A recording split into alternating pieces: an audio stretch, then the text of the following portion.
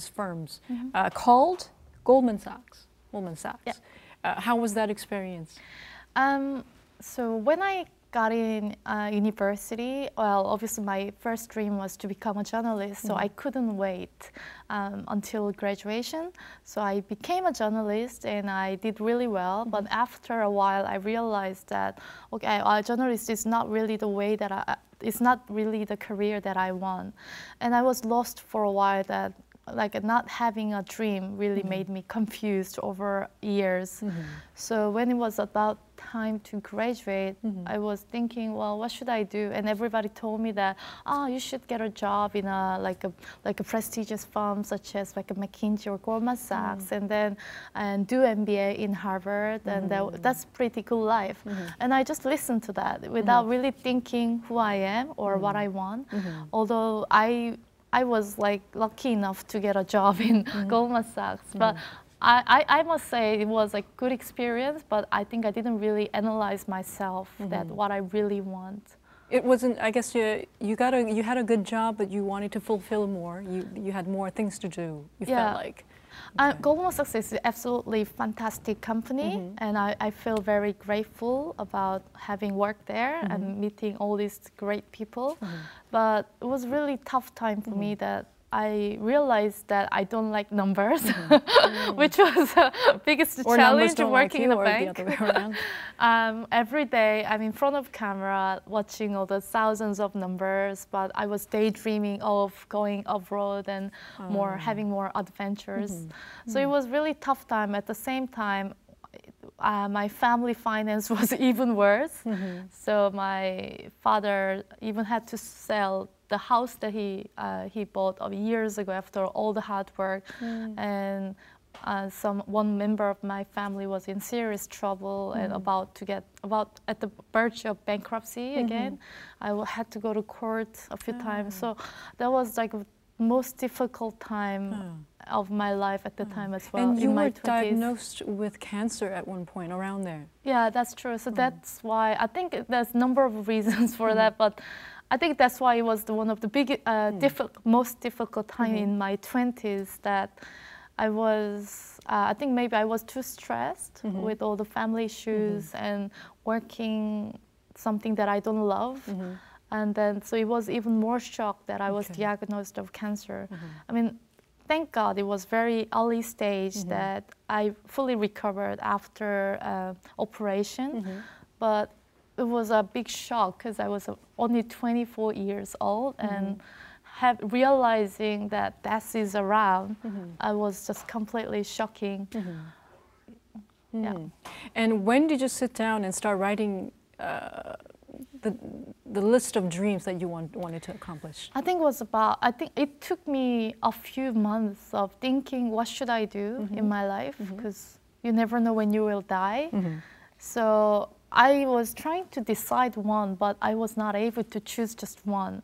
So I thought, well, let me write down every single thing that I want to do before I die.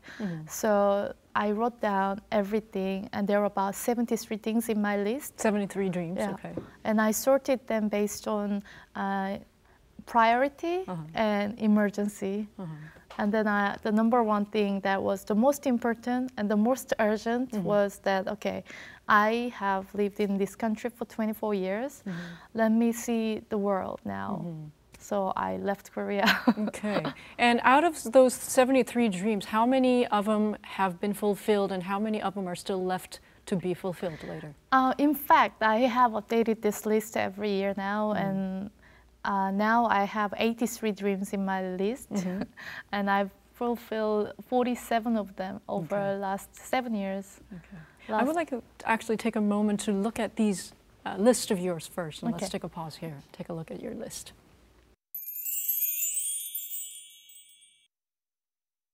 Now we have a chart set up in the studio to show our viewers of the list of the dreams that you have so far was able to fulfill. Let's see, what was the first one? Build a house for your parents? And you already did? I've done it. Yeah. How happy were your parents? Oh, God, that was like a big turning point for their life. Because I think they never really thought they could have a better future than the way they were living.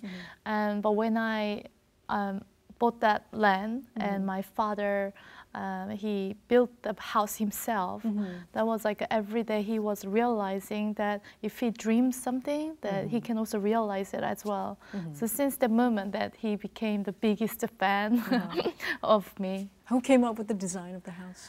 My father, obviously. It's going to be like you know how when you have something and you see these ideas come true in reality, that's the happiest point.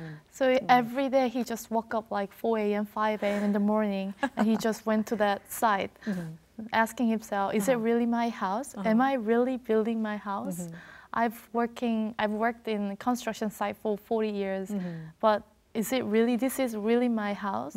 That was like a big experience for him. All right.